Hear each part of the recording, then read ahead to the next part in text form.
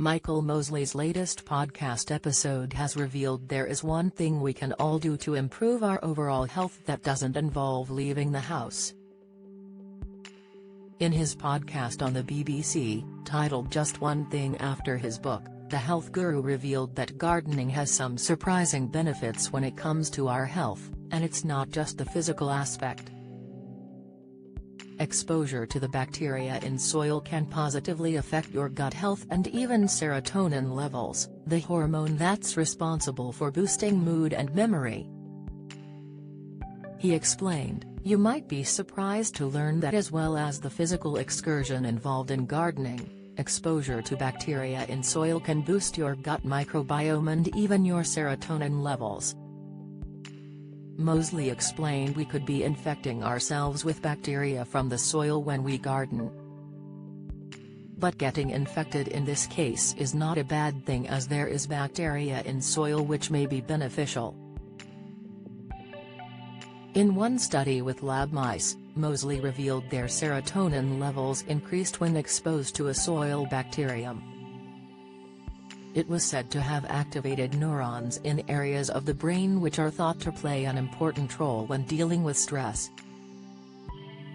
Not only that, but it was found that airborne bacteria in soil dust can not only make their way into the gut microbiome of mice, but when they get there, they produce butyrate, a short-chain fatty acid key to keeping the gut area healthy. In addition to gardening help build muscle, something that is backed up by Tim Spector, the bacteria reduces the risk of developing type 2 diabetes. A recent study of more than 140,000 Americans aged 65 and older found that gardeners were significantly less likely to have type 2 diabetes than people who engaged in other forms of exercise, Mosley said. He added, as well as being good for your body, gardening is also good for your brain, and you don't need to spend hours in the garden to reap these benefits. In one small study, just 20 minutes of tending to a small vegetable patch lead to an increase of levels of brain-derived neurotrophic factor, BDNF. This is a hormone that has been shown to improve learning and memory. That's because it acts like fertilizer for your brain cells, helping them stay in good shape. The same study found increased levels of another important protein, vascular endothelial growth factor, VEGF, which, amongst other things, helps boost the blood supply to brain cells. Join the Daily Record WhatsApp community. Get the latest news sent straight to your messages by joining our WhatsApp community today. You'll receive daily updates on breaking news as well as the top headlines across Scotland.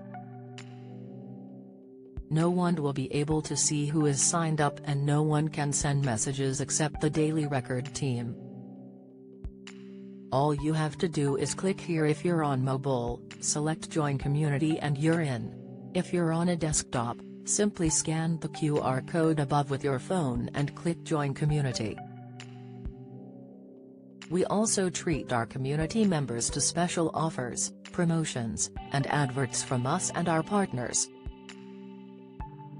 If you don't like our community, you can check out anytime you like. To leave our community, click on the name at the top of your screen and choose Exit Group. If you're curious, you can read our privacy notice. Talking to Dr. Hannah Holscher from the University of Illinois Urbana-Champaign about the impact on our microbiome, she cited her own study.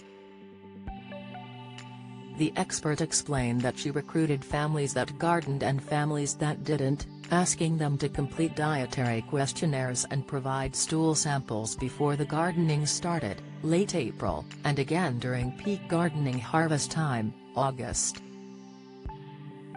She added, "We also collected soil samples from the gardening sites during the same time periods. What we found was that gardening families reported more dietary fiber intake. They also had greater microbiome diversity and more bacteria which can break down dietary fiber within their intestinal tracts. Talking about the results, Dr. Holscher said, "We did detect there were some microbes found in soil found within their microbiome sample of most of the gardening families." Stressing people not to eat soil as that would be a really bad idea, she said that within the gardening families, there was greater diversity within their microbiota. Mosley asked Holscher how it gets into our gut, with her explaining that if someone eats carrots or potatoes which have had direct contact with the soil, even if they wash it there will still be some residual microbes on those foods. He concluded the podcast by adding, "I'm delighted to hear that getting grubby in the garden can help our overall health.